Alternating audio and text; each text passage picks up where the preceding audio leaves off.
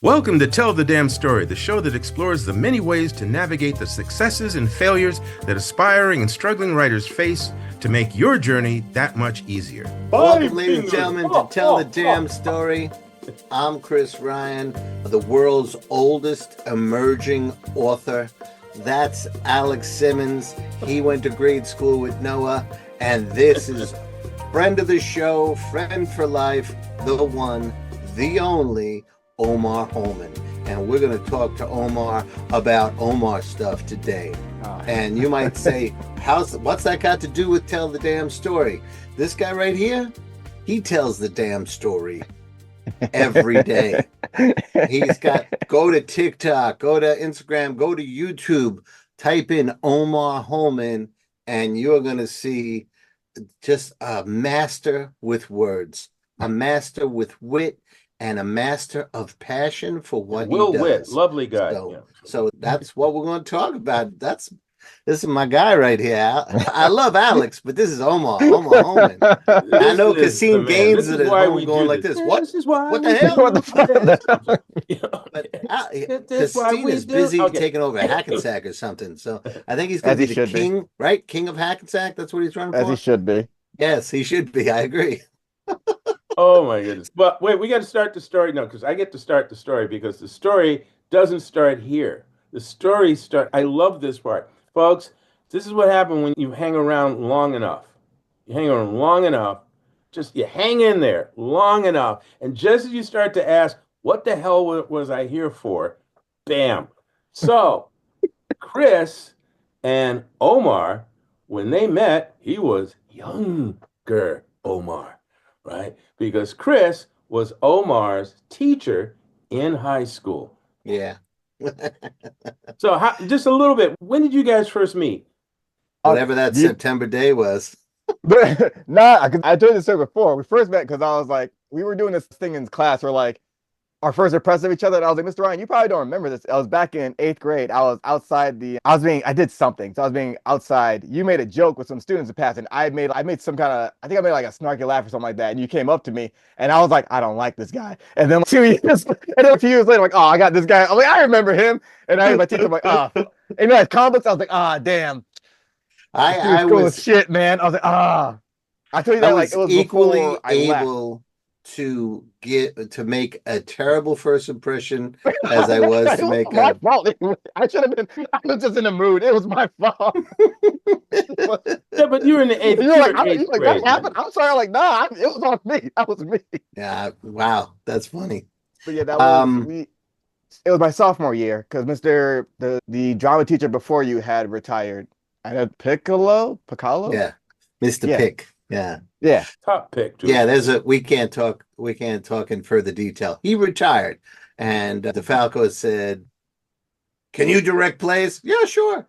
I had no idea. Were you already working the high school? So you were doing like middle school and high school, or I got hired into the middle school and then got up to the high school as soon as I could. Yes. They had fired some English teacher. And teachers are dropping like flies around. Well, I didn't know this. Something was going on, and he didn't want to go and do a full search. He wanted to promote from within. And sense. I had been there was a teachers' social club. They would meet and have pizza night or wing night, and the money that we throw in for that would go towards scholarships. The two guys, Bob, and I forget the other guy's name, Bob Serco, and I forget his partner, they said, go to these things and hang out with us and help. And because my only concern was getting tenure. I even golfed to get tenure. Oh, wow. Because I had two little guys at home. So yeah. I had to you got to protect the bag, right? Because I helped serve pizza to the principal of the high school, when they brought my name up to replace whoever got fired, they're like, I remember that guy. He served us pizza. So that's how I got That's a good guy right there.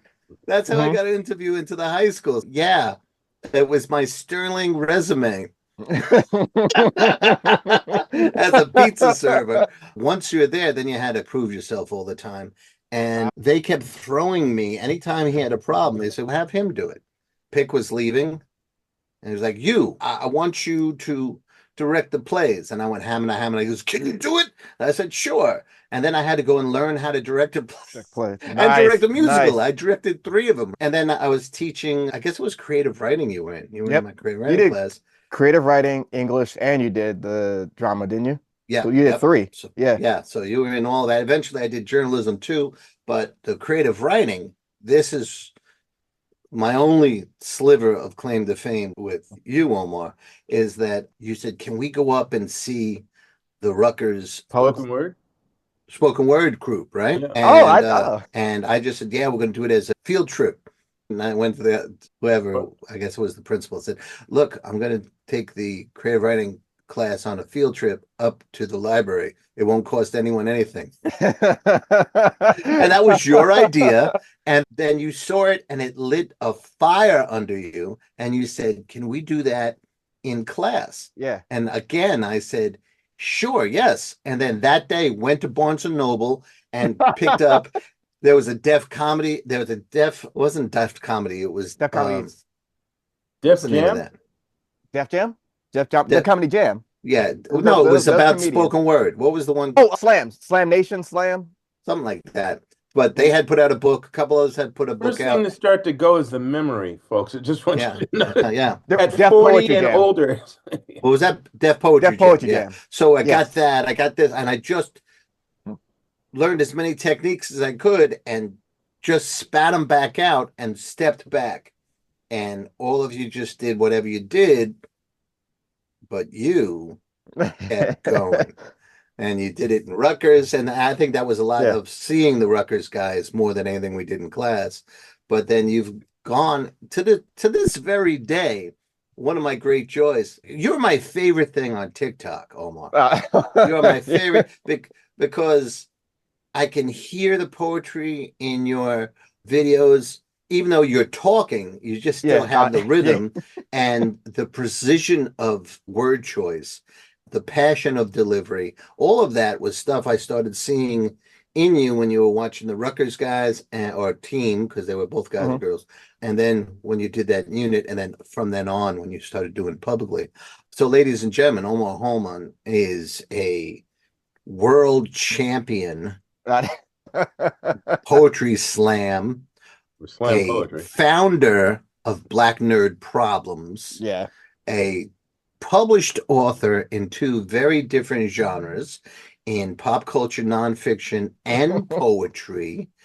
And he does it seems like a couple of times a week you have videos that come out about comic book commentary.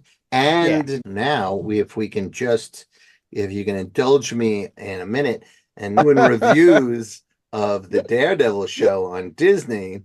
Yeah. And we're going to start there, which is a weird place to start. Fine. Yes. Okay.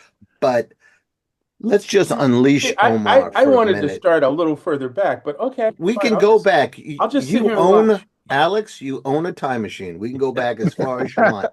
But, ladies and gentlemen, there's no bigger Daredevil fan Oh yeah, thank you. than Best Omar hands. Holman. Omar, could you just talk about why with a Daredevil? I think that was I know you gotta give yourself more credit too. You're like, oh yeah, because back when we were in the drama class and everyone was bringing in tapes for what they liked, like for scenes and stuff like that. I was like, can I bring in this scene from a comic book? And it was Brian Michael Bennett's, and I've never seen. I guess this is my introduction to noir, then or street level, noir. That was what it was writing. I feel like, and so I've never seen a hero written like that. And I like the niche characters, and so I like giving them like shine. And so I remember the scene was him like he was outed as Daredevil, and then he was behind these reporters that were at his door, and he was like mask off behind them. Yo, I'm the man without fear. Like I'm not afraid of you. Turn around and face me, daring them to turn around and face him. And then he realized, oh God, what the hell am I doing? And he puts the mask on, and then he leaves. But it was a scene like that. I'm not big into movies, but I'm like, I can't get over this scene right here. And I love this character because like, all right, I'm working within the system of law as a lawyer, and lawyers get a reputation of being like conniving, whatever. And shows, oh no, some are good and whatnot, just like any profession or whatever. But like, all right, I'm here trying to do this thing within the law. However, I know the law can only go so far, and not everything goes right. So I compromise the law outside of this job and profession that I swore to upkeep in order to do right to protect people. I love that because Spider-Man, yeah, you're doing the right thing because of something that happened to you. Same thing as Daredevil, whatever. But what happened to him made him go into the law to defend that, so it doesn't happen to other people as well. Like in both in his secret identity and he's out at night as in his alter ego as well. So I love that. I always love that duality of that. I'm trying to work within the law, but I know the law fails, so I will do this in order to protect my client. That I can tell, and I know when someone's innocent or guilty because I can tell when they're lying. So that's also that, and it must be so frustrating to see. Like I know when someone's lying, but I can't just tell the court this. I have to prove it. And how can I prove it? Evidence, people, testimonies, and just my and words. So he's just as good as with words as he is with his fists. And that's what like I always loved about the character. Best hands in the what do you MCU. say about his hands? Best hands in the Marvel 616. I don't care. I know Shang-Chi is the greatest fighter, the master of Kung Fu. That's great. He does not have the same body of work because he didn't have so many series as Daredevil since 64 did he debut? Yes. 64. Yes. Yeah. 2 years old, younger than me. Yes. Yes, 64 debut. But ever since then, they've always drawn his fights so well, and like it's very intricate in his fights, and it got better and better, especially like in the 90s, especially his rivalry with Bullseye. My man is just a genius with the hands, especially on the Netflix show. We saw this no better. And also what I love about him is that, he has a power. Yeah, all his senses are heightened. However, it worked. No one realizes they only point out that your sense can work against you because he's so sensitive to touch that he can read a newspaper just by the way the ink is imprinted. That's how he can read as well as Braille. Great. However, if you're so sensitive to touch, if you take a hit, it hurts 1,000 times worse. Just like when he was getting surgery when the isotope sprayed over his eyes. He remembered, like they tried to drug me up. I can still feel this. So like he's getting into a fight and his power is a disadvantage as well. That's another reason why I like him. Best hands. And I'm tired of pretending they're not. In this new season on Disney, there was some aspects that you talked about how Bullseye used like Ricochet. Yes. And that kind of messes up Daredevil's radar sense or whatever. And also we've seen a couple of Punisher tattoos that Matt Murdock, Daredevil, cannot see. Yep. So this is one of the few times we are ahead of the hero in this story. What do you think? This will be the last Daredevil question, Alex. Okay. What do you think of the Disney season so far? Does it follow the Netflix? Does it exceed? What did you expect and what are you getting? It connects better than I thought. We saw her already. Bebe Yurk, her presence there, I'm like, okay, so that's their homage to the Netflix as well. We know things happen as well, like with Ben Yurk and things like that. It never sat well with me that Ben Yurk died because he's such an integral part in the comics. But the showrunners were like, we wanted to show that anybody can get it. All right, fine. I'm like, it should have been anyone else, but fine. But that they have her, Bebe Yurk, instead of it being the nephew, Phil Yurk, I love that because like, okay, good. She's just like her uncle as well. And she, I've seen the whole season, so I'm like, I can't do spoilers or anything, but I'm like, I like that we saw her just as direct as her uncle was, but we're seeing, maybe that can come back to bite her as well, too, because she still has to learn to be a reporter. She doesn't have her uncle to depend on. But I love that it's like the connection there for the original Netflix version. It felt to me like it was almost an apology to the audience for knocking off Ben. That's what I felt. He was the best actor. Vondie Curtis Hall. He was my favorite actor on there too. Perfect. Yeah. It was I had a side by side because I'm doing a Ben Yurk video next. I'm like, the resemblance, the glasses, he embodied the character so well. Yeah. And I like the Born Again because first of all, we're seeing to see violence this level on Disney and Kirsten. I'm like, Daredevil brought you that, but also like, all right, we're gonna be true to the character. We got to be true to the character, and they showed that. And also, they're putting in things from the comics as well. I think Matthew Rosenberg was the one that did that Punisher storyline of the cops that idolized him. That was when he was writing Punisher. And the fall when he pushed Bullseye, Frank Miller, because they were on a high wire, and he let him fall. He was going to get stabbed if he didn't, but it's all alluding to that. And so many folks are like, oh, Daredevil doesn't kill. I'm like, the Frank Miller version, he had to shoot down a helicopter. So, he didn't kill Bullseye. Yeah, I'm like, it's the Batman. It's the Batman moment. It's the Batman moment from the first one with the original Christian Bale. He says, "I don't have to kill you, but I don't have to save you." I have to save you either. Right. Yeah, this one was a little more forceful. Oh yeah, even still, I don't have to let throw him off this. He did throw him off the roof. Wish that man out. Just get out of here. Oh, you wanted this anyway? Fine. So it was, and I like that they took. I like this because, like, all right, how it's not really fun if you know what's gonna happen, then where's the fun in that? And we see that Right. like with the Watchmen movie that came out, it was shot for shot like the book. They changed one thing in the end, but a lot of people still complain about it. Okay, so MCU is not even despite what Kevin Feige might say, it's not Marvel 616. You have to take certain turns and certain changes. With this change, with Feige Nelson being the one to die instead of Karen Page, it makes sense because that was someone that was so close to Matt, and also Karen Page. Oh, the love interest dies again. We've seen that already. We always see that. To see this, it was a great turn, a So great twist as I'll well. tell you, I don't particularly want to see what they dragged Karen Page through Yeah, exactly, over the exactly. like 30 That's the next years. I video. mean, Yep, yeah, yep. that's oh boy. I look forward It to your was thoughts on that. it was like fridging without fridging in a sense because I'm like, Yeah, I'm and like, it was before the fridge situation with your guy, your version of Green Lantern that you like so much. oh, I'm a John Uh, Stewart guy before, but Kyle Rayner, yeah, before, Kyle, yeah, you like Kyle. yeah. I know you're a John guy now, but all right. So Alex Simmons, he's the kind of guy who has a direction for the show. And when he says, let's get Omar back on, saying, I'm going to ask about this and this, Oh yeah, by jumping on here, it was a blatant tie in to current events. Yes, got it you. was. But, Omar, out of respect, you and I must climb into, with I understand trepidation, but we must climb into the Alex Simmons time machine. And we Oh, let's have go. no idea. We have no idea where he's going to take us, Omar. Okay, So strap in, and I hope we survive. HG Wells it. Let's go. Okay. Yeah, it's funny because I really am not that dangerous. Not that bad a ride. Actually, what I'd wanted to do is because Omar's body of work It's is amazing. is really so inspiring. And we're not stroking you, fella. You're not old enough for us to be worried about that. I'm making you happy.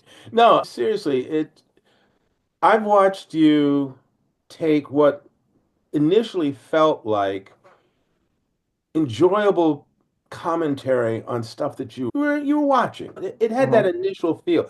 I watched this thing that's cool. And you did that with these TikTok videos or Instagram TikTok videos with the X-Men and a couple of things. And it's great when someone gets on camera or mic and they talk about a show or an event or whatever it is that they like, and they give you some insight to it. But you take it 35 steps further. Yeah, my And MO.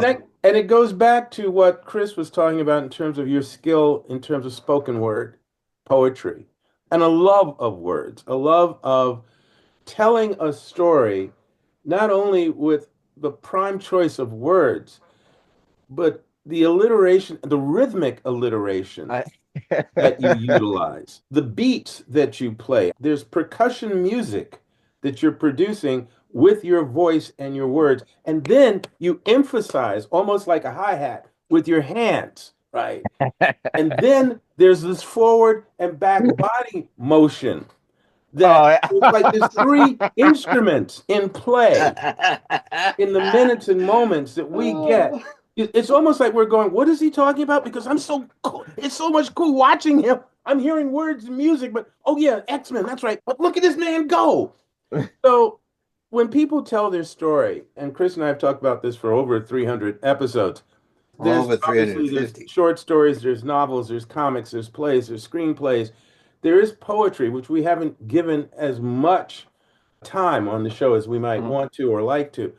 And Chris wrote a poetic piece that I've already knelt and kissed his ring for. But what you Yeah, do he liked it. with this is a wonderful blend of intergenerational expression about fandom that's been Yeah. around since the Marvel stuff since the 60s, Yeah. but comics have been around since the 30s. So it's wonderful to watch you take that. And I just wanted to ask you initially to start by saying, what is it about spoken word and poetry that speaks to you so well that you then want to use that instrument to talk about cartoons and comics? I've always been, I just, I think I've said it before too when I was younger. Like my dad always liked talking about like history and things like that. And I saw comic books he had. He didn't really get into depth of that, but I'm like, oh, there's something I can know about. So I really just like stories, and I like how art imitates life. And my whole thing is I like stories, but I also like the stories that people don't know a lot about. And I'm like, oh, that's always a thing that's important to me. And this is a great story. Here's why you should be invested. So I want you to be as invested as I am in this story. And it's funny you mentioned the poetry. I stopped slamming in 2014, and that's when I started like writing essays. But it's still like within. I'm like out in poetry. I always like to flip the like cliche of what like the cliche of what's coming, and whatnot. So, okay, how can I flip this to make it more interesting? It didn't stop there because I wasn't writing whole pages of poetry. It still just shows up in like the writing. Okay, I still want to flip this a different way. And even if between either the way you're hearing it or if you're like reading it as well. I might do like a strike through or something. So it looks different on page than what you're hearing. What's funny is when I'm doing this, when I'm like sitting down to tell the damn story, I don't have a script either. So I have like, all right, I know I want to talk about this thing. Sometimes I'll be like, I write these things out so I don't forget. This is the idea, this is the idea, this is the idea. Or then it's research, like I'm rereading the thing. Okay, how am I going to narrate it this way? Because I'm not just going to do it the exact same way like here. Like I'll narrate it as if you always narrate it for me as if I'm talking with a friend. So I don't have to I paraphrase. I don't have to say it word for word unless the line is so good where you gotta say it word for word and act it out yourself because it goes that hard. Captain America quote. You've done that a bunch of times, right? Which one? And Captain America said, Oh what, yeah, yes, right? yeah, yes, Especially him and Cyclops, that whole yes, video. Oh You yeah. yeah. So you like Yeah, did we're gonna talk go about into this. Scott. We're gonna talk about you and Scott. I'm always ready to Definitely There's talk a gonna about talk about Scott. thing. you and Yeah, Scott. yeah. Certain things you can't. I'll paraphrase this, make a joke out of it, or what the person was saying, like this is what they really wanted to say, like the anger translator. But certain lines, like no, this hear what they're saying here, and remember this for later. It has like certain lines, like no, it has to go this way. It has to be said because it's important for later, or there's a point that's being made. And I just love conveying a story like that. I've always one of my favorite things is I like this thing. How can I get other people to enjoy this thing as well? See, I love that it's one of the best written shows on TV, and it's a show Which about one? hockey. Shorzy, Chaucer, yeah. it's on Hulu. I don't know a thing about hockey. I don't care about hockey. I watch that show. I'm a Rangers fan. I'm a Sudbury Blueberry Bulldog because that's their team, right? And they're not even talking about like NHL. They're called we're whale shit hockey, like old rec hockey. But it makes you invested in these characters, and I'm like, so I want to write about. I'm going to talk about that, but I'm like, I gotta rewrite because I want to talk about what's happening in season 4. But in my mind, I'm like, it's not going to impact you unless 1, 2, and 3. Hmm. And I have to compartmentalize 1, 2, and 3. I can't jump in the middle of the book. Oh, you've seen it now. No, no. Even if you haven't seen it, you have to know exactly everything, all the beats, all the character interactions that make up this point here. That's the way my mind works. I can't just Yeah. for certain things, yeah, I'll talk But about episode 3. No, I need you to know everything. So when I hit this point, all that it all makes sense. but if I could, Yes.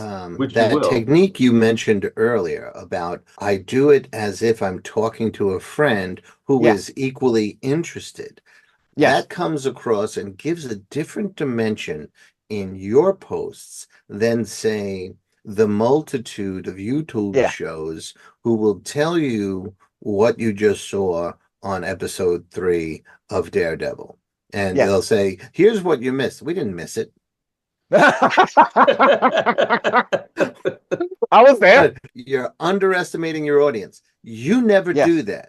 You talk about how great this thing is, or why this works, or why this was important, as if this is your half of a conversation. And Yes. for the longest time, I thought it was because I'm invested in your life because of our mutual history. And then I realized it was the hockey show. It was that because I had never seen that. And I could still appreciate everything you were doing because of the clarity of how you explain, the word choice that makes it doesn't sound like poetry. It doesn't sound like hip hop, but you can see both of them from its Yes. front porch, Hmm. right? So it's definitely, you feel like you're maybe at a diner, right? Yes. Burger in front of you, or across the corner of a bar, having a whatever, and okay. I'm gonna jump on that one because I'm not countering anything you're Did you saying. just jump Those- on my hamburger? that's What the right. hell, I'm Alex? stomping that sucker into the plate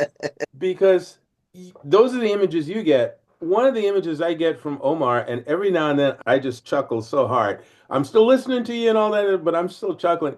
I throw like a black robe and a white collar on him because it's Oh so yeah. important. Oh, you made He my does mom take so us I'm to happy. telling church you, you sometimes. got to, you got to. Yeah. Please, brother, please, you know, You because Now, know, there's a passion that yeah. you bring to it. It's not out of control, but it is so powerful. It is, you are so in it. Right. yes. And in particular, when you talk about the political aspects of some of the stories or the character trauma that some of Yeah. these heroes have faced that have brought them to make this decision. And I particularly like, and folks, if you haven't caught any of these, then that's your homework for this evening, Omar is when Holman. you talk about how Scott Summer, there's certain leaders in the world that we've talked about, Marcus Garvey, Martin Luther Yes. King, Malcolm X, and Scott Summers. Yeah. Because you talk about the absolute atrocities Yeah. that have been perpetrated on his people, mutants, Yes. that justify this character doing what he does. And in particular, when you pointed out why you like the X-Men, I busted a gut laughing, not as laughing at you, but I went, oh, Yeah. that's so clear. They are not, what do you call, what do you say? What is the Oh, they're not differentiation heroes. They're between freedom fighters. They're X-Men and, revolutionaries. excuse me? Yeah, they're not heroes. They're freedom fighters. They're revolutionaries. Yep, yep. And I'm waiting for Marvel to start their next X-Men book. It's X-Men Revolutionary because Yeah. that is very clear. And I haven't read an X-Men book in years, years. I remember a lot of the early material and into the 90s, mid Yes. late 90s, and all of that. They were always one of the things that people connected to is the X-Men always felt like the oppressed ones. Mm. Spider-Man's isolated, and as Peter, he's bullied, but the X-Men were like, those are the others. Many of us can relate to the others. And so when you start to talk about, so, once again, I marvel at your energy and your enthusiasm and your use of words and your passion and the material that you are so passionate about, because I can still hear some people, including some teachers, going, oh, those are just funny books.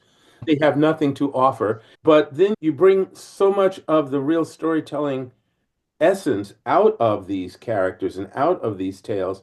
And I'm wondering, when you read them as a writer yourself, when you read them, do you get to enjoy them as the material that they are? Or while you're reading them, are you also taking them apart and seeing them as a source of material for you?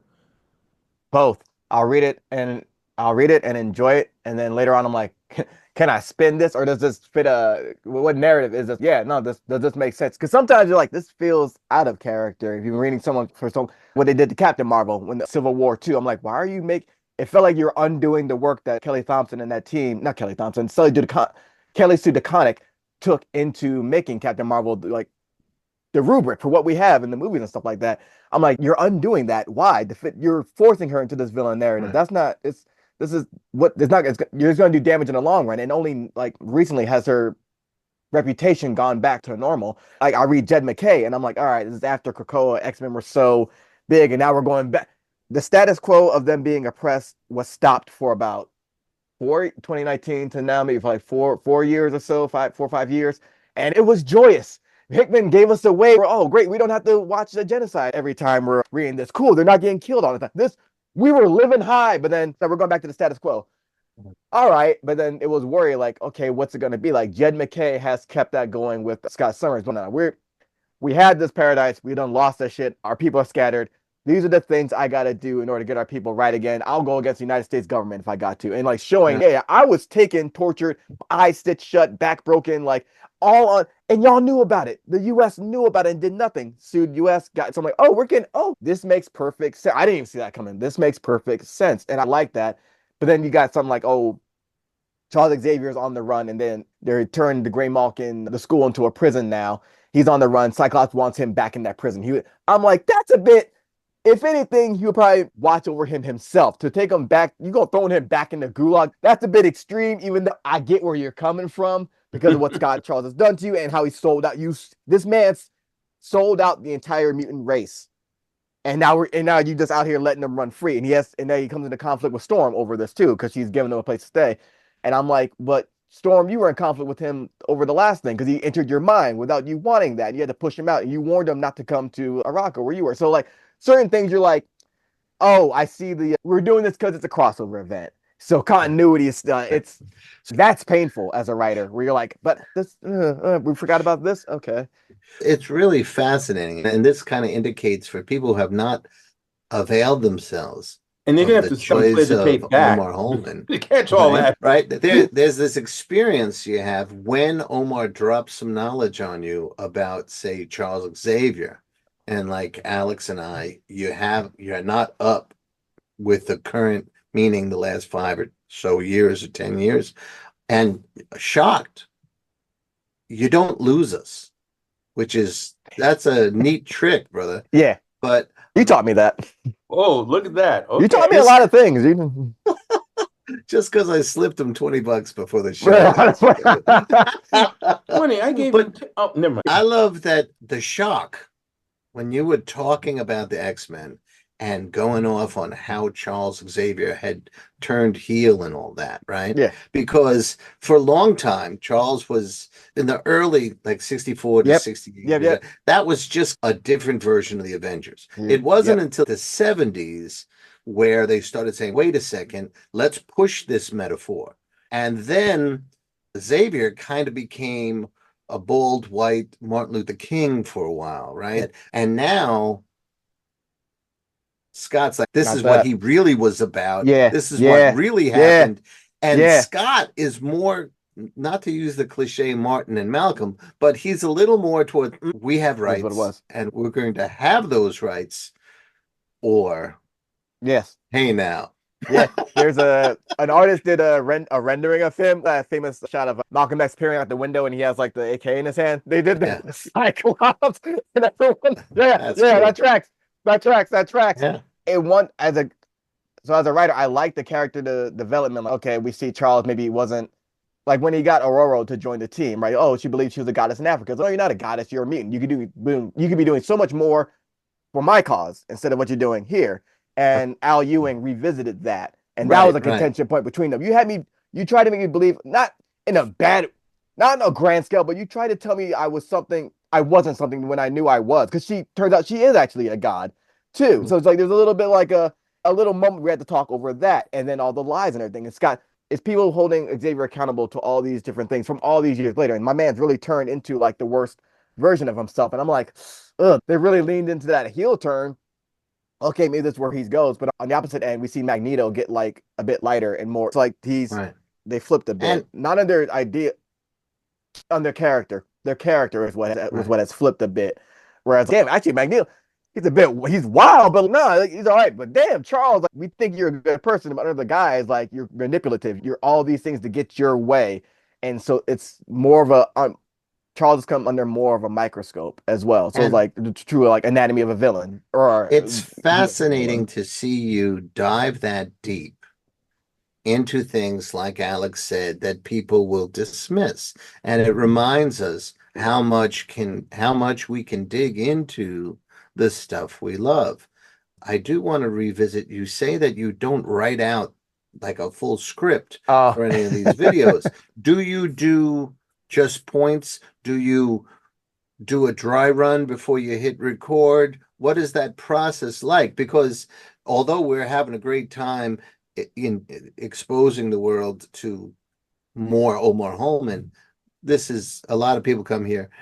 That's really funny to say to your audience, to our audience, is pretty funny. But the people who do come because it's a writing show. So let's talk about what writing aspects you bring to what you do for your posts.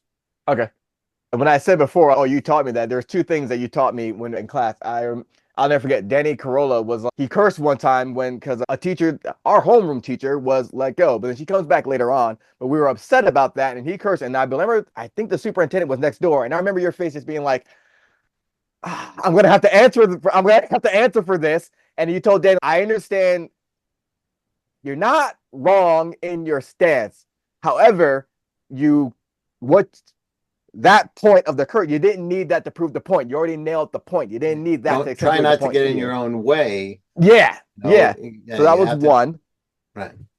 Two was when I made a joke. I told my mom to shut up, because I'm in a comedic point, and then everyone was laughing because of the whole thing. And then in the end, you were like, "Did you actually say that?" Though I was like, "No." It was like, but he's like, "Did you actually?" I was like, "Fuck no, I didn't say that." And yeah, of course. And which that taught me like, oh, if I'm gonna, there's a way to believe it, suspension of disbelief as well. If Right. I'm telling a story, right? And okay, you can't over exaggerate. So let's keep some realism as well too, which is a It's thing that came out of my poetry. And they're like, oh, well, is that a real story? Yeah, everything's in. I'm yeah. like, It's yeah, and everything's real.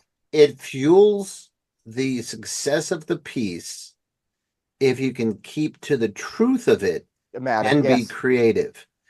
Now, that's a dangerous thing to say because a lot of people who aren't writers or maybe shouldn't write will say, this really happened. And then it's Yeah. 17 hours. That's Yeah. not the end point. It's just while I'm being creative, can I paint within the lines Yes. to the point where you don't see the lines? Yes. You just see the art of the story. And that's one of the things it's so rewarding to watch how you do that and how you bring The everything that you've been into play to create things. So do you put fingers to keyboard in preparation for these posts, or do it's you walk around? Is it entirely mental? What do you do? it's not even 60/40. It's probably 80/20. If I'm writing an essay, I might be like, all right, I'm like, oh, I know I want to talk about this. So I might jot down.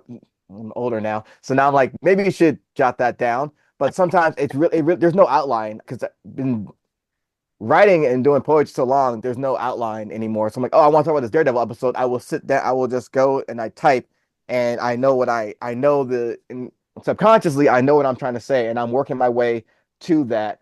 And sometimes it just writes itself, just like with a poem sometimes too. I sit down and I write this thing.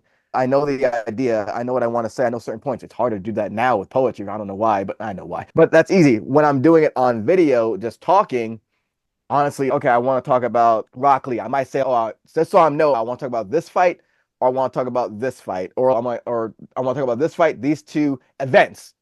Right. When the camera turns on, and I gotta go like line by line. Sometimes I'm just talking about the event, what's excited me about that Right. event. I already know what I'm getting at and what I'm trying to say. So here's the problem. Sometimes is like, all right, it's a maze, right? Here's the maze. I know I want to make this left. I'm going to make this right. Sometimes and you get to that goal. I'm like, all right, cool. Damn, I missed. I should have gone that way because there's another thing I could have brought in. Right. How can I fit that in? Is there a way I can talk about that in a different video, or can I record that and then fit it into what I In the just editing. recorded as well? Yeah, it's Yeah. just how you work the puzzle. For me, I don't want to jinx myself, but I don't need script. I just know what I'm going to say. And Sarah Kay actually told me, writer, poet, Sarah Kay was like, "Oh, you spent so many years doing this, Right. and you're so passionate about what you talk about. There's no need to write it down. It's taking place in your head already." And she was like, Right. "Oh, the root. You don't have to try to do it. You're doing it, even though the root word of the word essay is French for try." And I was like, "I didn't." That's why you're smart, Sarah Kay. So you don't There have you to go. like try to write it out. Sure. You're already doing the trying part. So it's natural for you. And there's my favorite tweet was this person I was wrote was tweeted out, "Hey, people that can do an outline of an essay, people that can do an essay without an outline need to be locked up." That's different. No, that's a different type of they're all different. That's wild.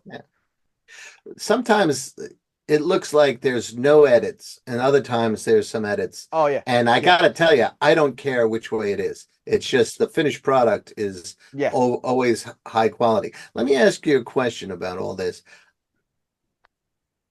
Do you or does Black Nerd Problems, I don't know whether this is all connected to Black Nerd or not, do they transpose those into print at all after the recording? I Oh no think no they no. would make a great collected book, We you actually know? that's actually how the idea for that first book. Yeah. Black Nerd Problems. Oh, I'm reaching. Look, it's a So kneecap, ladies and gentlemen. so much older now. Yeah. For the There you first go. book was all the things that we were doing for the videos. No, I'm like, I just know like I know people I will never think that print media has gone the way of the dinosaur. And I will never come to believe that. I wrote a piece on Into the Spider-Verse and I just put it on Twitter and it went viral. And I'm like, and I love proof that no, it's not. People always say, oh, yeah, it's all video. No, that's not always true. Sometimes there are things Right. you can do in an essay that you cannot do online in a video. And I was teaching a bunch of high schoolers about that. But back to what you're saying. No, I just put those on because I know I'm talking about this thing. And I Right. post memes and stuff like that on the site, on the Instagram. I'm like, I Right. might as well post a video as well. And I encourage other folks, contributors as well. I'll post TV Star Child.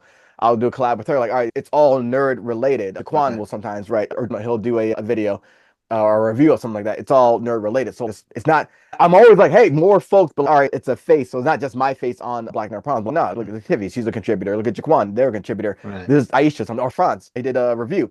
And I'll have them like, hey, just tag us and I'll put you up there. So I like highlighting different folks. But if I have something and like, all right, I know videos do well. All right, I'll put that up Right. too. And then I was just lucky So that the tweets we have do well as well.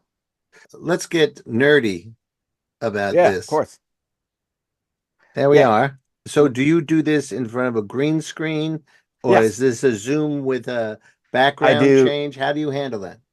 I use CapCut and then I'll get the image I want. I'll go to collage and I'll put it into a 9 by 16. I'll blow it up. I'll save it that way so that when I go into CapCut, I'll go by 9 by 16 as well. So it's not like a square. It's a Right. whole narrow thing. I know where I'm going to be at the bottom. So I'm in CapCut. I go to green screen. I select that picture as my green screen, put my light on, and then talking. And I do a couple mess ups sometimes, or I realize like I have a problem mumbling. So I have to over enunciate what I'm saying sometimes, but it gets hard because I get passionate about what I'm saying and I talk really fast. So then sometimes I gotta slow it down, No. go back and try to remember what I said too. I'm like, damn, that was good. And sometimes like it comes to me like a line. If 10 out of 10, if you hear like a line that's like poetic, or if I'm going really fast, either it's come to me in that moment and I'm able to get it out on that take, or I've done it a bunch. There's so many times I spent this line. I could just make this shorter. No, I know this is good, and it's ba ba ba ba ba ba ba ba, and I'm trying to get ba ba ba ba. Oh my god, and you taught me that as well because you were like, you want that last beat. If you don't hear that last beat, it drives you crazy. So I'm like, all right, I know this phrase is good. I need to hit each single beat. And I spent so long sometimes. Damn, I just saw this. It was great. What did I just say? They're like, all right. And I have to go back and and hit those beats as well. So that's the editing. Star Child gave me a great advice. He's the one of the reasons that I was first on the TikTok with a Nerf gun to my head. But what she does is she's great at editing videos. I'll cut the S off if I say something that ends in an S. I'll like the sound. I make that a bit shorter so that it goes in easier as a transition to the next thing I'm saying as well. So like making it on because at first when I was watching TikTok, I always felt like jumbled the cuts sometimes. Like, damn, these are like rough cuts. But then like you the more you get into it, oh, it makes more sense when you see how the thing is edited as well. Oh, I like that feels like it was cut in the middle of a sentence. Oh no, that sentence ended and it's transitioned to the next thought. Or okay, it's a long shot. The thought has gone all this time. There's the end. It ended with the period there. They didn't cut off a thought there. Yep. So it's also being mindful of that. And also giving yourself time. Okay, I've ended the sentence here instead of I've ended the sentence here and I'm already reaching for. Right. Yeah, I'm always so guilty of that. If you ever see me go like this, sometimes it's the reaction, sometimes it's me reaching to turn off the camera for a take. But being mindful of that. And I didn't know this till later. The millennial pause where you press the button and you don't start, it's press the button and then hi, like instead of just boom, already talking. I was like, oh, way to call me out. Fine, cool. Oh, I didn't know about that. So and that editing is when doing those I accidentally got into long form. I have a friend, Jordan Calhoun, who they want to do long form deep dives on YouTube. I was talking about how Jordan, when he turned evil, right, parallax, whatever. And I was like, I want to talk about this, but I'm like, I can't just say, oh yeah, he went bad. Again, you got to know all the context of who this guy is, the greatest Green Lantern of all time, the first Green Lantern from Earth, from the Green Lantern Corps lore, before they made it all the retcons, all the other Green Lanterns before him, whatever. You have to know all these things so that you get that impact of when he turned. And right, that was only 11 minutes. Guy Gardner, I didn't go in order. I saved him for last because I'm like, Guy Gardner had a different problem. Gal Jordan turned evil. They went, but that was like, it was spitball, blah, whatever. John Stewart was written out of character for his greatest thing. Kyle Rayner took over a job people didn't want him to take. But oh, it's a new younger guy, but we still like the old guy. What the hell? We're like, it came in like the mid 90s, whatever. So that's his thing of being like the last guy and always being compared to the guy before. In comics and out of comics, that was an issue. Guy Gardner was a special case because he was a jerk. He was an asshole. And he was written that way in the 80s. So, all right, that was like their image of you in the 80s. But what made him that way? My man got brain damage from pushing someone out the way of a bus, was trapped in the Phantom Zone. Hell, went to marry his girlfriend and in costume went to marry her. And like all these things. And he always kept being seen to himself. Was like, I was supposed to be selected, but Hal got it because he was closer. That's the reason he got picked over me. Only proximity. Like it could have been me all this time. And then having to try and prove himself all these years as well. And that was just make it, but in trying to prove yourself, meet them, the bravado was getting in his way until later on, the Johns run, where we see now being, instead of them pushing people away, we see the character he is when he was pushing people, letting people in, and he became really good friends with Jon Stewart. And we saw his character grow, and we saw, oh, he was abused as a kid. That's a bit of it as well. And we saw that abuse come to a head in Hal Jordan and the Green Lantern Corps, where we saw him like, I have to make Jon Stewart wants this done. He's the leader of the Green Lantern Corps. I'm the pit bull that gets shit done for John. And we saw him take on that role, and really being John's friend transformed him into being more than just an asshole. He became more of a lovable guy. And we saw, okay, Hal Jordan's the greatest. Jon Stewart's the best leader. Kyle Rayner's the creative one, or with the most heart. The toughest Green Lantern is Guy Gardner, and that so it solidified that role for him. And so being John's right hand, I get to jump in now. I get God bless him. And that's a part of a long series he did on Green Lanterns. And you just brought me right back to where I was going to go 15 minutes ago, because when you were talking about when you're talking about Scott Summer, and then we went another place, and we came back to, you're right back in the same street. Over time, iconic characters become the tool of the next wave of creators. Yes. And if it's over 10 years, society has gone through some sort of change, good or bad, however you want to look at that. So with how we looked at certain characters back in the 60s, 70s, 80s, and 90s, it's different from where they sit now in these particular times. So one of the things that I call it generational revision. Yes. Yeah. And so Xavier was what Xavier needed to be, or how he was perceived by Chris and Marvin and some of the other people who wrote him during 60s, 70s, 80s. I'm so glad it wasn't me, Chris. Right. 20, I was like, what did I do? The 20s, the way society is looking at the world, we're not looking at the world necessarily with a lot of hope in terms of the masses. There are individuals of us who are doing that. There are individuals who have a different agenda. And so I'm wondering, as a writer and as a Black man, as a teacher, as all of the elements that absolutely influence you as a creative, how do you see these generational revisions, in particular with characters that you love? Sometimes it depends on the revision, because sometimes I'm like, I don't like with Hal Jordan. Yeah, he's a great Green Lantern. I'm like, there are some stories from the 60s that suggest otherwise, that DUI, but then that's a retcon to go away. I'm like, let's talk about all the things that go into the character. I hate when something happened, but there's a fine line. This thing happened and it's part of the character, but you want to ignore it because it's not that great. Nah, it's a flawed character. You got to have those flaws, as opposed to, this was written so out of character, this should be ignored. This is wild. Like when Jon Stewart blowing up the planet or whatever. Okay, he was written out of character, but we've turned that into a positive for him later on, showing that even he could be. It's a tragedy that's haunted him.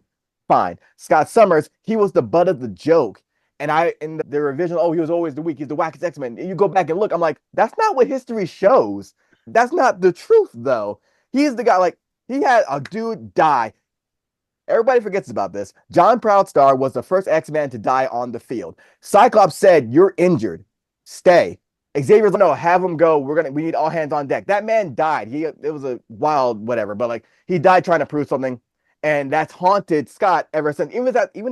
We saw it where he dealt with a death, but that's haunted him ever since, which explains why he's so rigid. When Wolverine's on it, a dude just died because y'all didn't want to follow the rule. Follow the rules so people can live. This isn't play. We ain't the Avengers. They're trying to kill us. We have to follow a guideline. And everyone was it was funny because when the saying now is when you're younger, you think Wolverine's cool. When you're older, you're like, okay, Cyclops is a manager. And I've been a manager at a Target or a friggin' Hot Topic. You get where he's coming from. Look at the squad he had in the blue team. He had every Storm, gold and blue. Storm had everybody that would listen. This dude had all the misfits. I got an assassin. I got a white woman stuck in a Japanese assassin's body. I got a mall rat. I got Wolverine. I got everybody that doesn't listen, but still made a good team of it. So I don't like revision when it's like downplaying someone. We're like, no, actually they did a good thing. You're just downplaying because it's an easy joke. I don't like an easy joke or punchline. I want you to see what I love proving. No, this person's actually great because of these things. You just see these things and I like highlighting that. And I've been doing it for Scott Summers for so many years where people are like, all right, all right, we get it. Yeah, Scotchy man, yeah. Yes. Again, what you're talking about is the greater opportunity presented to, like you said, generational revision writers. This aspect made Scott Summers seem like a schmuck. But if we explore it deeper, it enriches the storytelling, enriches the characters, and then the next generation gets to go a little deeper. Yep. And the stuff that's going on from Krakoa, is that how we onwards, it is really deep stuff to the point where I wonder how a kid picks up. I don't know whether a kid can find an X-Men comic these days. They have to go to the comic book shop. It really it frustrates me because it was such a gateway drug for reading to be able to. I used to be able to a 7-Eleven or whatever, or you pick up your father's going to get cigarettes in the paper and you can get a comic. Yes. I worked in a candy store. I made $12 a weekend, but I could buy 25 comics at the time for $5. So one of the days I was working, putting papers together, was for the comics for that week. $5 would get me 25. If 25 new comics came out that week. Yeah. So I would be reading 100 comics a month, right? On my chump change. Think about all the different writing styles. Think about all the different story points. It explains partially where I went, how I became a teacher, how I became a writer, how I did the sketch comedy with Rich, how I did movies with just all that stuff, because you had that gateway. And not as many people read today. That's because they can't afford it. I would love to see comics with a lot more ads to help bring the price down so they could get it. I thought digital was going to be the answer because the overhead isn't as much, but that's not what happened.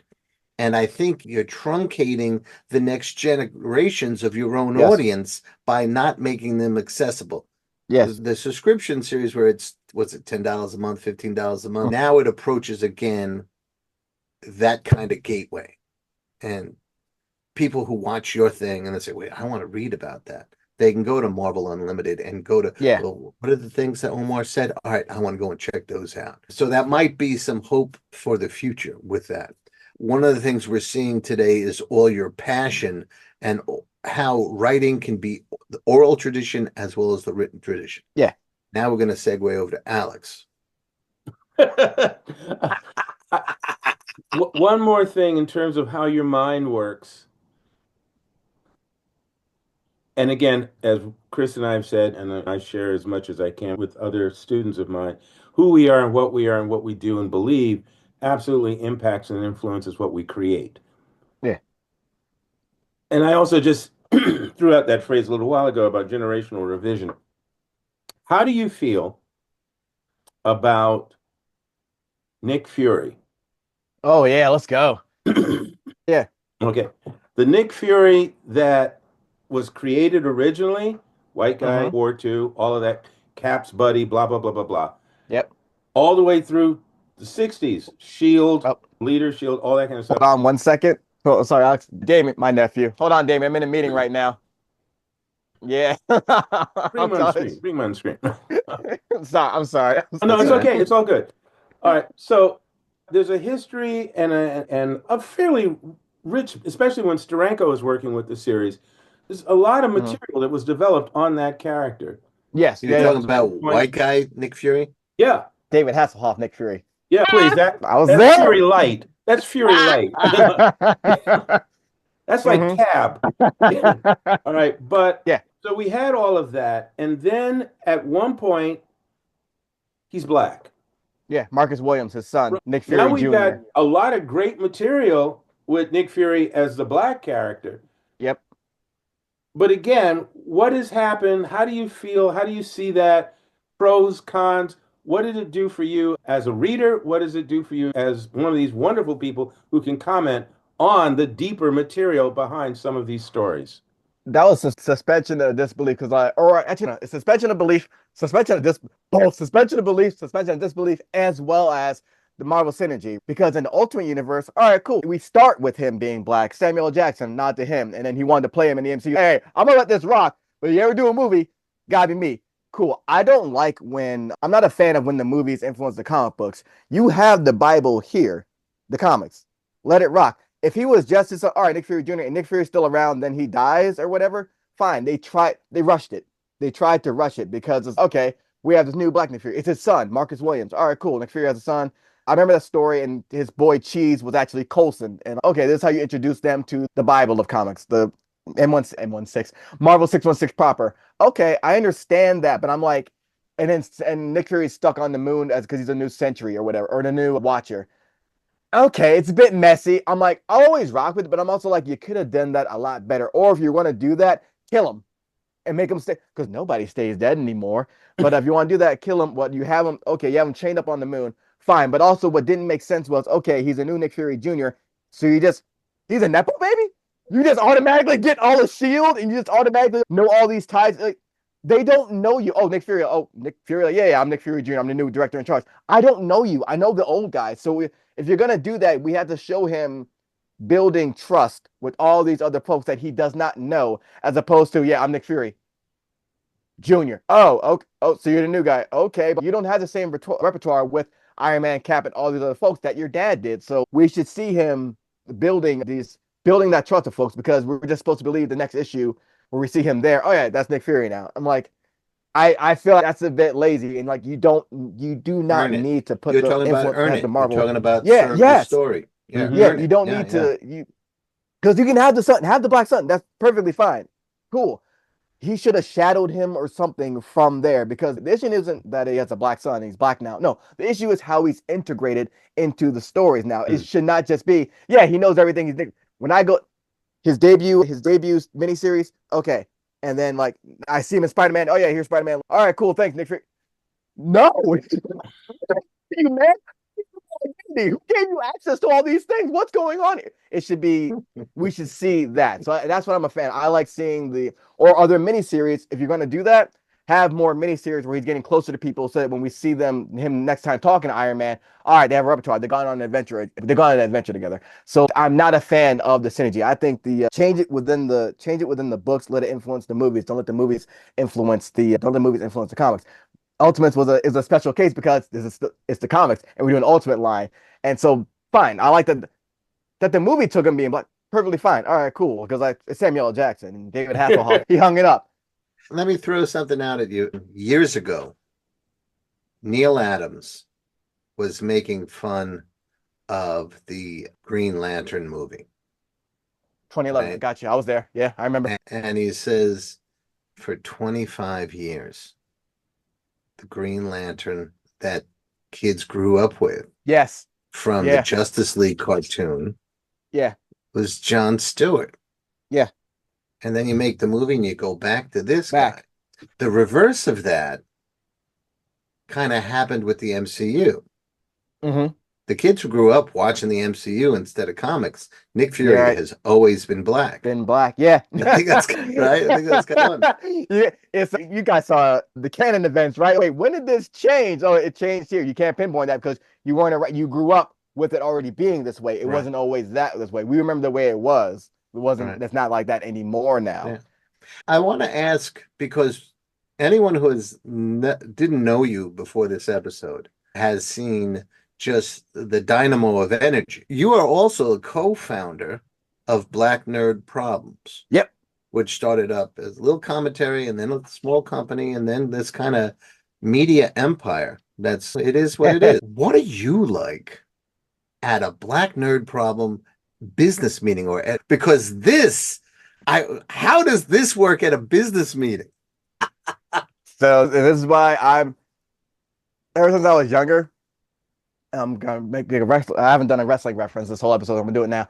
Ever since I was younger, I always liked tag teams because that's always my favorite things. I never liked being like I like individual wrestling, it's fine, but I always loved tag team wrestling, which is why I always like working in teams or duos and things like that. It works so well because you got the power of William Evans, my co-founder. Right. William Evans he's creative with the mind for business. I'm not really that great at business. I'm good at the creative stuff. So Will's usually taking point. He's Omar, do you mind? I'm like, go ahead. I'll usually report on certain things. I'll tell him like what's going on creative wise. But one of my favorite stories is we're in a meeting. We're black and brown. We're meeting and we're talking about things going on, and I'm paying attention, but I'm also looking at all these different shirts I'm going to buy, and I kept going between black and red for this one shirt. And this tells you everything you need to know about Will. He's looking forward, and he goes, the red one. All right, yeah, but Homer, okay, we'll do this. It wasn't like, oh, Omar, pay attention. He's trusting me to do what I'm doing. I'm doing the red one. That's fantastic. That's fantastic.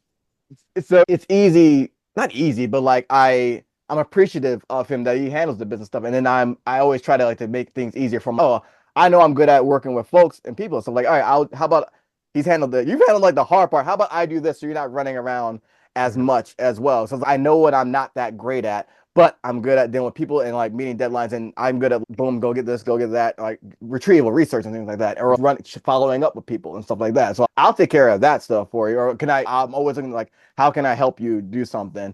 Hopefully it's a good relationship. He didn't see the bite. But you're still hanging together. You're still doing the job. So that's working. Yeah. So let's tell people the components of Black Nerd Problems. A book has come out of it.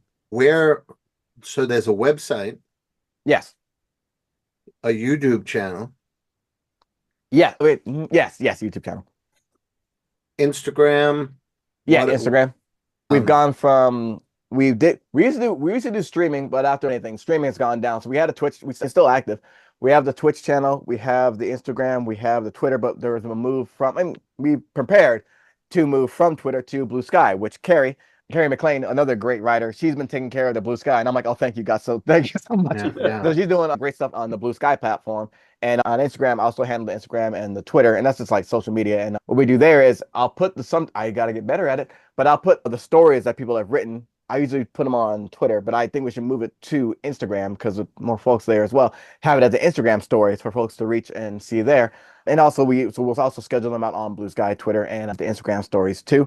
And yeah, so that's like the social media aspect. So it sounds like different members of Black Nerd Problems specialize in different platforms. And then you each does what they do. Some people do this show, some people do that show, and all that sort of stuff.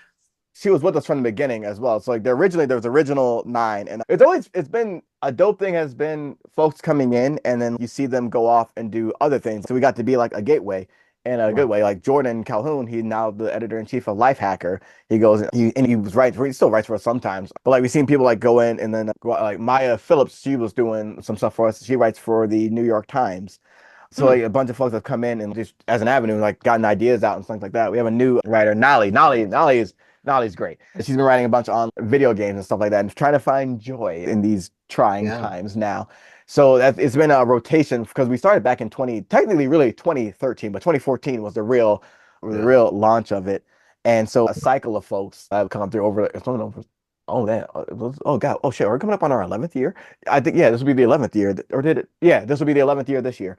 So it's been like a cycle of folks coming through and whatnot, and it's really dope. And it's also and there is like a whole archive of the different voices we've had speaking and writing for us as well, and doing reviews and things like that. And also, even though I like to highlight them on the site. And what I like to do, I like doing it, is finding folks that are like just nerd related tweets and then highlighting them on Instagram because back in it's such a small detail, but like back in like memes and things like that, sometimes you could always tell they were always cut, so you don't see who originally made them. And Right. then yeah, and sites just use them to get numbers for themselves and stuff like that. I was like, okay, how about if we actually show the folks that actually do that? Yeah. Because this is a Credit great where it's one. due. Yeah. Yeah. Exact. I am. That's another huge component of when it goes into my writing from poetry as well. I need you. I need proper credit to be given to folks because I've seen people not get that credit, especially in poetry. So I always like. Sometimes the hard part is like I've looked everywhere. I have their handle. Sometimes I'll look to find them on Instagram and tag them as well. And sometimes I'm like, why can't your handle just match your Twitter handle? What the hell? Make it uniform across the way. And sometimes I cannot find it. But I'm like, it's here. Yeah. And if you ever comment, oh, that's me, I will tag you right there. Because I'm like, Yeah. yeah, you're Snickerdoodle on Twitter, but your Ginger Snaps on Instagram. What the hell? Get it uniform. Yeah. So I'm credit always that way. amazed when there's a guest either on this show or some other show that we're watching, and they say, "Where can people find you?" And there's 17 different names. Yeah. It's Yeah. really try and get that one name so that people can find you in different things. Since we talked about these trying times, there are some hordes of trolls Yes. that are out there. Does Black Nerd Problems ever have to deal? Is that one of the Black Nerd Problems? Do you Yes. ever have to deal with a wave of that for no reason whatsoever? It's been a while since when we start sometimes on articles. This is really early on too. If you're pointing out maybe an issue of something in a piece, yes. No, you know what? Let's talk about discrepancies across the whole fucking board. If you're a man, no. If you're sometimes the majority, if it's a woman writing something, yeah, hell yeah. Oh, Wow. heavily sometimes too. Brittany Williams faced it. Isaiah Nicole faced it as well. If you're writing something and you're a woman, they're immediately because and Lauren Bullock, she wrote something and then you know it's going to happen too, and they're prepared for it too. And I remember because Will even said like on video, I wrote this thing like it was all fine. Lauren wrote the same aspect as Flip. Y'all went after her though, and so it's something that's common. That's been less now is more. I feel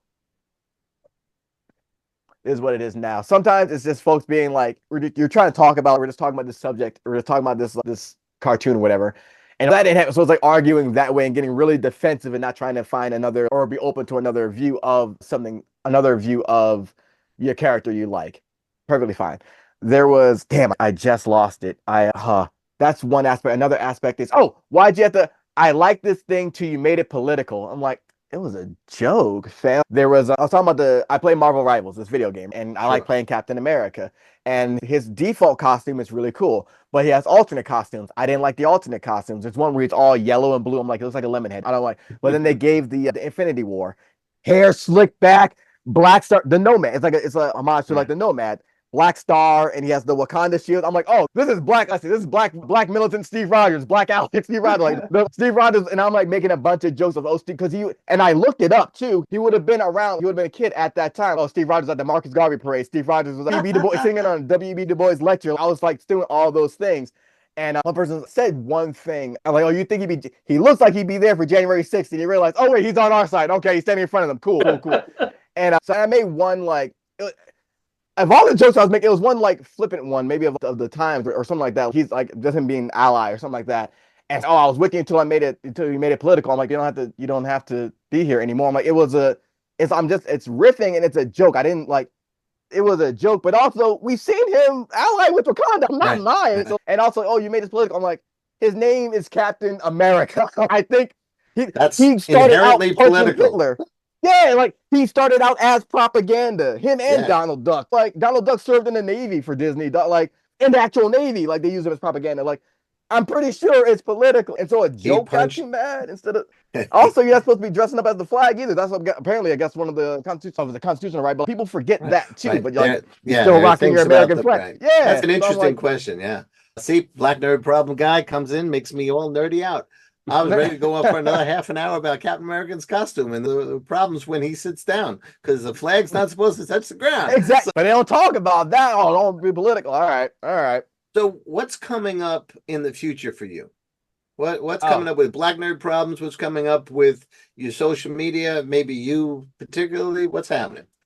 it's always articles for Black Mirror Problems, which is a good thing. Always videos for me daily. I am having to, my friend Joseph Reuben Fuller, Joseph Thomas is the actual name. It's also known as Poetic Assassin, one of the first friends I've made in Rutgers when I went there. One of my best friend from Rutgers. He gets very annoyed at me. And he's like one of the best writers to ever do it. And what are you doing? So I was like, okay, for you, I told him this last year. I was like, for you, I will make more of an attempt to write another book, a collection of essays again. And he's always, he's here's a I support aggressively. His support, it's aggressively, it's better. It's scolding support. You know what you should be doing right now. Like why are you wasting time? What the hell? Put it out. So I said I will do more essay collection and stuff like and writing for another body of work for an essay collection. I will be, and he's actually going to be performing on Saturday, and I will be there Saturday to watch him perform and maybe read a poem or just read an old poem if I don't have time to write a new poem. And Where? then he'll be performing in Rahway, New Jersey. And damn, I should get it's in Rahway, New Jersey. It's Rahway Open Mic, I believe. You can just type that in and it should appear. It's ran by Big Mike and Roddy, two New Jersey poets.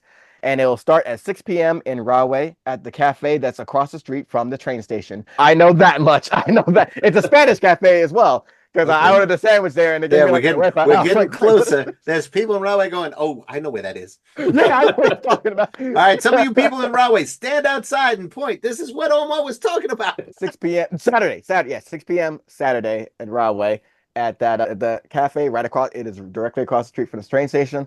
What else will I be doing? Oh, I think I'll be featuring it. I selected a date, but I had to lock in that date. I think maybe it'll either be at Tony Jackson's place in the Puffin or somewhere else. I believe it. I think it's for the Puffin. And I'm not that great at this. Getting better. Real quick, funny story. We were supposed to go on. Remember not Larry King, Larry Wilmore when he had that show on Yes. Comedy Central. We were going on there with like comic book experts. Jordan Calhoun. He put me in contact with the person that would hopefully have us on there for a segment or whatever. And I was like, all right, that sounds great. And I sent the email back, and Jordan was on that email. Jordan messaged me immediately. I cannot believe you just sent an email, a business email with a GIF in it. And it was a GIF of Steph Curry hitting the three and then going Super Saiyan, his hair went going and everything. I was like, yeah. I'm like, if you're gonna have us on the show, You this better is know who we us. are. Like, yeah. So yeah, I'll be featuring. I think I selected April, but I will see if that is doable. I'm always putting out new videos on the TikTok. So that's the thing that's always going on with me there. And I will work on making that new book or collecting essays for that book because the problem is gratification where you can just always instant gratification. Like, oh, I can just throw it up, put it on the site, but you got to write for yourself. And so I'll try to do more of that. Also would think there'd be some publisher with more money than my publishing company that would tap you and say, we want to transpose your comic book pieces into a Marvel, a deep dive on Green Lantern, and then I know that. the big one, Superheroes After Midnight. And it's all that series where you talked about which heroes were the most popular booty calls. Yeah, most popular community men that you don't lock them down. That's the name. There you go. You don't lock them down. Community men. They serve a purpose. Superheroes After Midnight or superhero booty calls. Yeah, They were some of the funniest and most adults pieces that you've ever done. Yeah. Were those written or video? Those are video, man. Those are videos. There was a video where I'm talking about, these Hawkeye. You don't marry Hawkeye. Hawkeye serves a purpose. You see him for a certain reason. You serve that He's the rebound man. And so when I was in poetry, I had a poem about pictures men would take, and that because it was an epidemic at the time. All right, these certain pictures of men were taking. So I had a poem about that. And then I did that series, and then I was like, man, I don't want to be known as. Went back to the pure, innocent Omar talking with passion about honor and the challenges of being a hero. I'm like, I'm too good at this. Why am I so good at this? It Yeah. was an amazing run, and it went on longer than I thought was possible. Yeah. And Yeah. indicted more heroes than I thought. It was so We'll funny have to seeing talk it about in that one different, the next time you're around. Yeah. the But the Green Lantern, you went so deep on Oh, so yeah. many lanterns that I think that could be at least a thin volume, if not a medium-sized volume. But there you go. That's just hopefully someone's paying attention and saying, I'm going to steal that idea from Ryan. So there you go. Omar, it's been great having you on. Wow. And I Thank you for having mean me. this with love. Folks, you have our permission to every now and then stop and rewind and roll through what he said to catch all of it. Because the man can spit 80 words a minute, a second, or whatever. Sorry. But yeah, And I think the takeaway, Alex, is that you're allowed to love what you love. yep. Yeah. And Yeah. then Omar is a living, breathing example of, yes, you can find a way to make a life doing what you love. Yeah. Yeah. So you will come back sometime? Of course, always. Oh, Just good. tell me, Mr. Ryan, so you'll be here. I was like, just tell me. Just, I know the place. Tell me the time. I'm there. All right, Omar, I can I know find you're a the master spot of right words, but Cross we're the going to street add a from the word to train your station. vocabulary. I want you to repeat after me. Hold Hey, down. Yeah. Hey. hey, Chris. Hey, Chris. Ah, Oh. doesn't have Oh to be no, I'm not Mr. gonna, Ryan. no, I You're will never. 40, No, bro. no, I will never call you. No, I will never do. I won't. No. What the hell's wrong with you? No, I will never say that shit to you. No. Mr. Ryan, whatever. I'll never. No, I'm never calling you Chris. It's like What's your middle name? my grandfather, who's my step grandfather. When I was younger, I would call him Mr. Delvit because he and my mom my grandmother were dating, but they weren't married. At a certain point, I think it was when I turned 13, they got married, and I couldn't call him I granddad. can't. It I'm didn't already here, mean man. I'm anything to me. already here. Mr. Delvit meant something to me. Yeah. Yeah. So I get it. I totally get it. And to Yeah, his I last can't. day, I called him with love, much love, Mr. Delvit. Yeah. We're not going to be able to end the show without saying, see, Grandma had it going on. Lifeline. She got Mr. Delvin going. Use it or lose it. As my grandmother used to say, use it or lose it. And she was not talking about whatever you were talking about in that series that Chris was talking about. I'm Hawkeye, Daredevil, and Mr. Delvin. Yeah. Yeah. Chris, what do you tend to say to people before we So say listen. goodbye? You might be exhausted from all the energy we saw this episode, but there has to be just enough for you to like and subscribe. There you Right. go. And check out Omar Holman on social media. It's under Omar Holman. And on Black Nerd Problems, man, there's just a lot. There's a lot that Omar offers the world. And we hope that it was a very different episode, but we hope you walk away saying, man, I got permission now. I got a license to love. Yeah. I got Yeah. license to Love love loving. from Loving Omar. what I do. Yeah. It's Omar's signature in the bottom. Commissioner everybody. of love.